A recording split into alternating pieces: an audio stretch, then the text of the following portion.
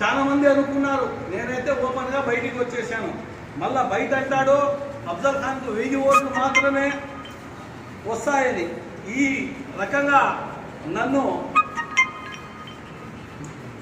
అవులాయి చేశాడు అన్నమాట. తర్వాత ముఖ్యంగా ఒక విషయం నేను చెప్తున్నాను. వాసు తండ్రి రాజగోపాల్ రెడ్డి గారు ఒకప్పుడు, ఇది ముఖ్యమైన విషయం అండి, ఇది మానవత్వానికి మరో పేరు. హైదరాబాద్కు బస్సులో పోతామంటే ఆ రోజు రాజగోపాల్ రెడ్డి గారు మినిస్టర్గా ఉన్నారు. ముస్లిం సోదరులు 5-6 మంది, అయ్యా బస్సు ఆపు, మేము నమాజ్ చదువుకోవాలా, మసీద్ ఉంది దగ్గరలో అంటే బస్సు అతను నేను ఆపను, బస్సు టైంకు నేను చేరాలా అంటే అప్పటికప్పుడు రాజగోపాల్ రెడ్డి గారు బస్సును ఆపి ముస్లిం సోదరులను పోయి మీరు నమాజ్ చదువుకొని రాండయ్యా, మేము మట్లోనే ఉంటామని చెప్పి నమాజు చదివించిన వ్యక్తి రాజగోపాల్ రెడ్డి గారు. అటువంటి ఆయన సతీమణిని నోటికి వచ్చినట్లు మాట్లాడతారా ఎదవలు మీరు మనుషులు కాదు. మళ్ళా కోడల్ని కూడా మాట్లాడతారు మీరు. అంత కొవ్వా మీకు, అంత అహంకారమా మీకు? మీరు ఇంట్లో దూరుతారా? వాళ్ళ ఇంట్లో దూరాలంటే ఫస్ట్ అఫ్జల్ ఖాన్ ముందు ఉంటాడు. ఏమనుకున్నారు మీరు? భద్రం, క్రిస్టియన్స్ నా సోదరుడు, హిందూ నా సోదరుడు, ముస్లిమ్స్ నా సోదరుడు, కడప జిల్లా ఆంధ్రప్రదేశ్ వాసులంతా నా సోదరులు, నా అన్నలు, నా తమ్ములు, నా అక్కలు, నా చెల్లెలు. ఇంత అహంకారంతో మీరు ప్రవర్తించినారు కాబట్టే ఈరోజు మీకు ప్రజలు బుద్ధి చెప్పినారు.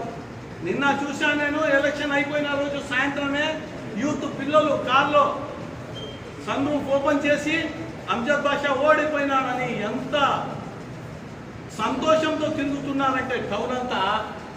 మీరు గమనించినారో లేదో అంటే చూడండి, ఒక డిప్యూటీ సీఎంకు ఎంత అవమానము, ప్రజల్లో ఎంత వ్యతిరేకత ఉంది.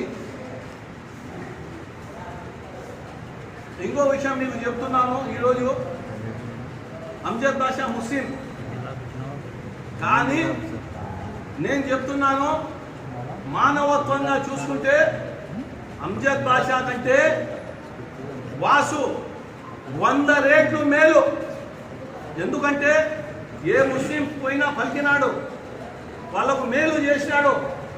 రాబోయే కాలంలో మేము వాసు కంటే మంచిగా ప్రజలకు పని చేసి చూపిస్తాం. కాంగ్రెస్ పార్టీ వాళ్ళము, షర్మిలా మేడం గారు, మేము అందరము కలిసి కట్టుగా పని చేసి ప్రజల సమస్యలు తీరుస్తామని తెలియజేస్తున్నాను.